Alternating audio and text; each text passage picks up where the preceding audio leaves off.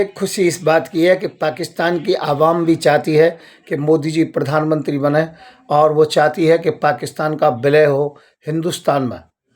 चलो ये बहुत अच्छी बात है, परंतु मैं फिर मोदी जी एक बात कहना चाहता हूँ, आप बहुत अच्छे हो पर कहीं ऐसा ना हो कि जिस प्रकार से कहा था कि बांग्लादेश और पाकिस्तान मिल जाता है तो वहाँ के मुसलमानों की संख्या लगाएं और भारत के मुसलमानों की संख्या लगाएं, ये हमारे बराबरी से भी ज़्यादा पहुँचेंगे और ज़्यादा पहुंचने के बाद में क्या स्थिति होगी ये आपको अच्छी प्रकार से मालूम है।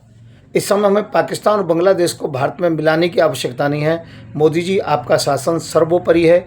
जितने आज तक भारत में प्रधानमंत्री हुए उन सभी में यदि किसी को स्थान दिया जाए तो सबसे पहले मोदी जी को स्थान मिलता है। तो मोदी जी मेरा एक निवेदन है, मैं आपसे आशा करता हूँ कि बस सबसे पहले जनसंख्या नियंत्रण कानून लाएँ।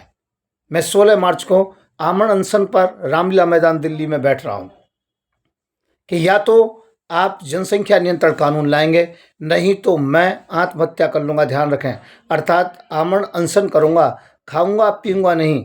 पहले 10 दिनों में केवल पानी का सेवन करूँगा, परंतु यदि 10 दिन तक आप लोगों ने जनसंख्या नियंत्रण नहीं सुनी तो उसके बाद मैं 10 दिन के बाद पानी पीना भी छोड़ दूँगा। इस बात का ध्यान रखें, फिर करूँगा आमरण अनशन।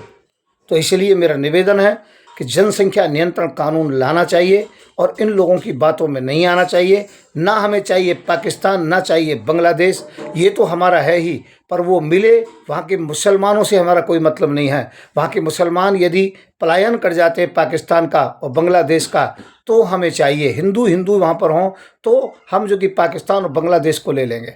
और हमें नहीं चाहिए भारत में भी एक भी मुसलमान।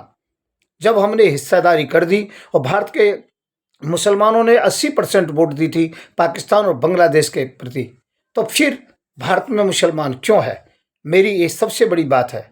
मैं इस बात की प्रतिज्ञा करता हूँ, परमात्मा ने मुझे 10 साल का भी जीवन दिया, एक भी मुसलमान भारत में नहीं रहने दूंगा।